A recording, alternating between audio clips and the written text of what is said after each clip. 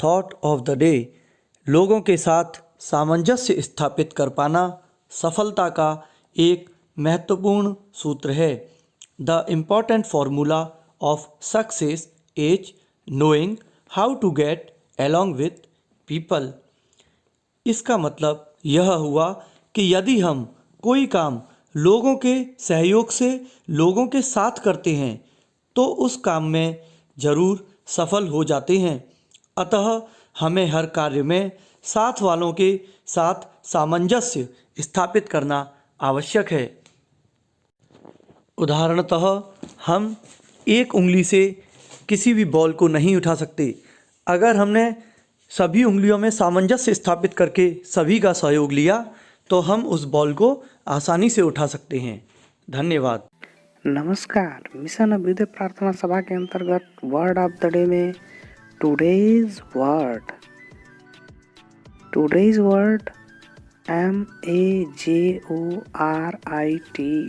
MAJORITY। Majority miss होता है बहुमत, बहुसंख्यक। गुड मॉर्निंग बच्चों। हमारी आज की पहेली है, बाहर बाल है, भीतर पानी, बीच में सुंदर काया, जिसने पाया बड़े चाव से तोड़ तोड़ कर खाया। तो बताओ बच्चों, ऐसी कौन सी चीज़ होती है जिसके बाहर आपको बाल ही बाल दिखाई देते हैं और जिसके अंदर पानी भरा हुआ है, लेकिन उसकी काया बहुत ही सुंदर है और हम उसे तोड़ तोड़ कर खा जाते हैं। जल्दी से सोचिए और बताइए। ठीक कहा आपने, वो है नारियल। इसे इंग्लिश में हम कोकोनट भी कहते हैं। कोकोनट को कच्चा या सूखा दोनों ही प्रकार से खाया जा सकता है। इसमें बहुत सारे विटामिन्स और मिनरल्स पाए जाते हैं। इसको आप बर्फ़ी, चटनी और लड्डू वगैरह बहुत सारी चीज़ों में प्रयोग करते हैं। इससे हमें नारियल का तेल, कोकोनट ऑयल भी प्राप्त होता है। धन्यवाद। नमस्कार, आइए डालते हैं एक नज़र 1 फरवरी के इतिहास पर। 1 फरवरी सन 1884 में ऑक्सफोर्ड डिक्शनरी का पहला वॉल्यूम पब्लिश हुआ था। यह ऑक्सफोर्ड यूनिवर्सिटी प्रेस द्वारा प्रकाशित अंग्रेजी भाषा का वर्णनात्मक शब्दकोश है।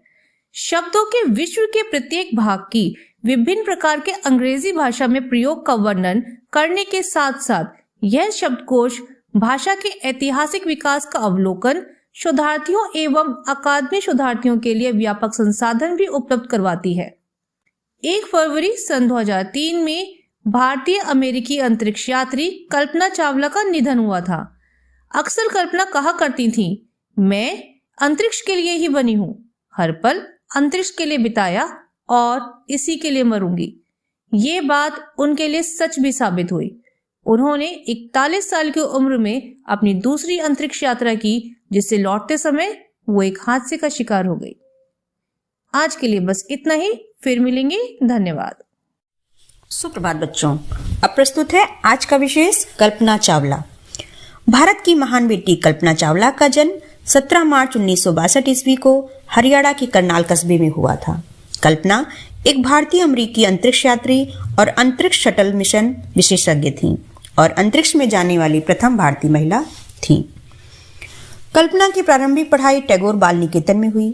कल्पना जब 8वीं कक्षा में पहुंची तो उन्होंने इंजीनियर बनने की इच्छा प्रकट की। पिता उन्हें चिकित्सक या शिक्षिका बनाना चाहते थे, किंतु कल्पना बचपन से ही अंतरिक्ष में घूमने की कल्पना करती थी। कल्पना जी मार्च 1995 में नासा के अंतरिक्ष यात्री कोर में शामिल हुई और उन्हें 1996 में अपनी पहली उड़ान के लिए चुना गया। कल्पना चावला की दूसरी अंतरिक्ष यात्रा ही उनकी अंतिम यात्रा साबित हुई। 1 फरवरी 2003 को कोलंबिया अंतरिक्ष यान पृथ्वी की कक्षा में प्रवेश करते ही टूटकर बिखर गया। देखते ही देखते अंतरिक्ष यान व उसमें सवार 7 यात्रियों के अवशेष टेक्सास नामक शहर पर बरसने लगे और सफल कहलाया जाने वाला अभियान भीषण सत्य बन गया। ये अंतरिक्ष यात्री तो सितारों की दुनिया में विलीन हो गए, लेकिन इनके अनुसंधानों का लाभ पूरी दुनिया को अवश्य ही मिलेगा। इस तरह कल्पना चावला के ये शब्द सत्य हो गए। मैं अंतरिक्ष के लिए ही बनी हूँ, प्रत्येक पल अंतरिक्ष के लिए ही बिताया है और इसी के लिए ही मरूंगी। आज के लिए इतना ही, धन्यवाद। सुप्रभात प्यारे बच्चों, चलिए देखते हैं आज की प्रश्नोत्तरी क्या है। बच्चों, आज की प्रश्नोत्तरी आधारित है देश और उनकी राजधानी पर। तो क्या आप सब आज के प्रश्नोत्तरी के लिए तैयार हैं? चलिए देखते हैं पहला प्रश्न क्या है। पहला प्रश्न, उत्तरी कोरिया की राजधानी कहाँ है? इसका उत्तर है प्योंगयांग। प्रश्न 2, दक्षिण कोरिया की राजधानी कहाँ है? इसका उत्तर है सियोल। प्रश्न 3, हांगकांग की राजधानी कहाँ है? इसका उत्तर है विक्टोरिया। प्रश्न 4, फिलीपींस की राजधानी कहाँ है? इसका उत्तर है मनीला। बच्चों, आज आपने 4 प्रमुख देशों की राजधानी के बारे में पढ़ा।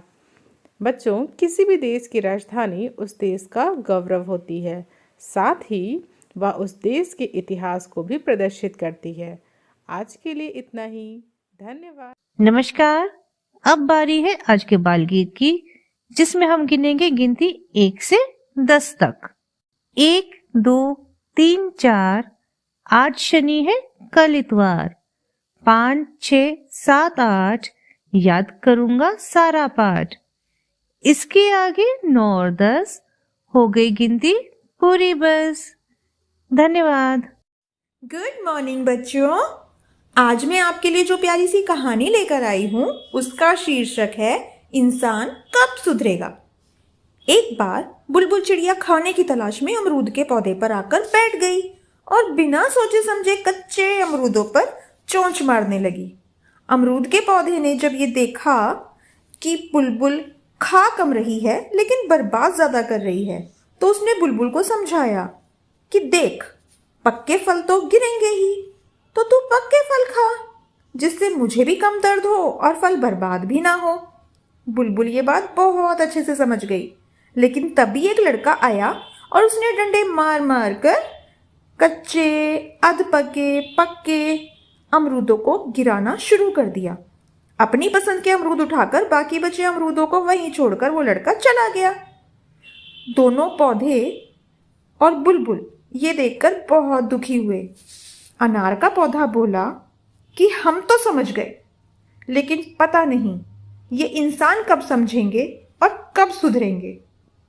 तो बच्चों, हमें इस कहानी से यह शिक्षा मिलती है कि हमें किसी को चोट नहीं पहुंचानी चाहिए और भोजन की बर्बादी तो कभी भी नहीं करनी चाहिए। Thank you.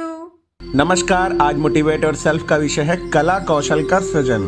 एक शिक्षक के पास जीवन पर्यंत ज्ञानार्जन करने के साथ साथ बहुत से कौशलों को सीखने का भरपूर मौका मिलता है।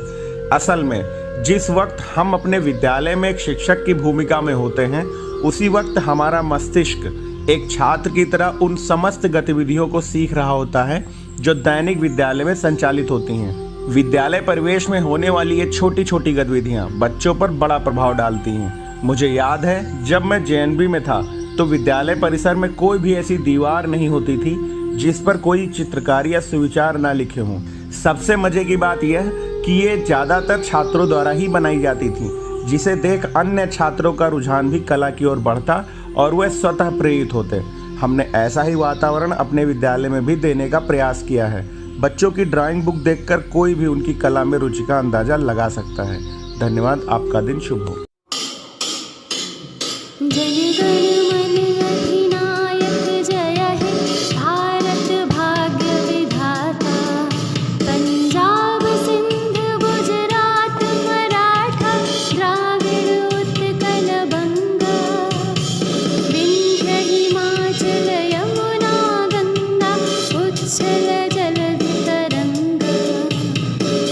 शुभ नामे जागे, तब शुभ